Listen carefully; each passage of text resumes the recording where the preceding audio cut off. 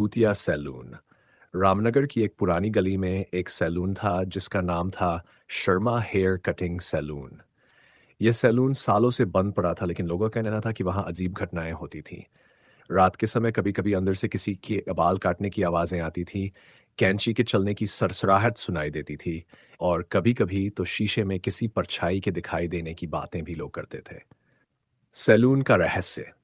गांव के बुजुर्ग बताते थे कि कई साल पहले इस सैलून का मालिक रघु शर्मा एक मशहूर नाई था। लेकिन एक रात जब वह देर तक दुकान में काम कर रहा था तो उसकी रहस्यमय तरीके से मौत हो गई। अगली सुबह उसकी लाश कुर्सी पर बैठी मिली और उसके हाथ में अभी भी कैंची थी।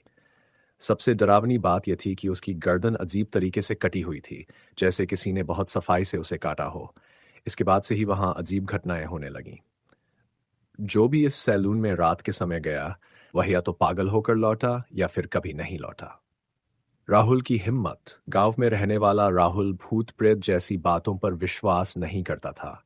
उसने ठान लिया कि वह इस सैलून की सच्चाई पता लगाएगा। एक रात वह अपने दोस्तों के साथ वहां गया। दुकान के दरवाजे को हल्का धक्का दिया तो वह चरमराते हुए खुल गया। अंदर धूल जमी थी, कुर्सियां टूटी हुई थी और दीवारों पर कई पुराने पोस्टर लगे थे। अचानक हवा में एक अजीब सी गंध फैलने लगी, मानो किसी ने अभी अभी शेविंग क्रीम लगाई हो। फिर उन्होंने देखा कि एक पुराना शीशा हल्का हल्का चमकने लगा। राहुल हिम्मत करके उसके पास गया और जैसे ही उसने उसमें झांका, उसकी चीख निकल गई।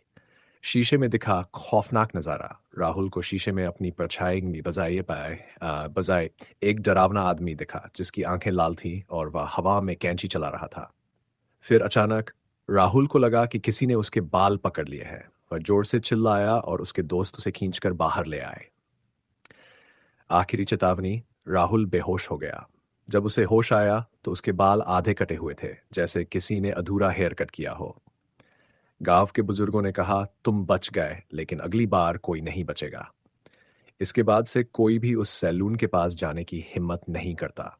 कहते हैं जो वहां जाता है उसकी किस्मत में अधूरा हेयर कट और अधूरी जिंदगी लिखी होती है। क्या आप उस भूतिया सैलून में जाना चाहेंगे?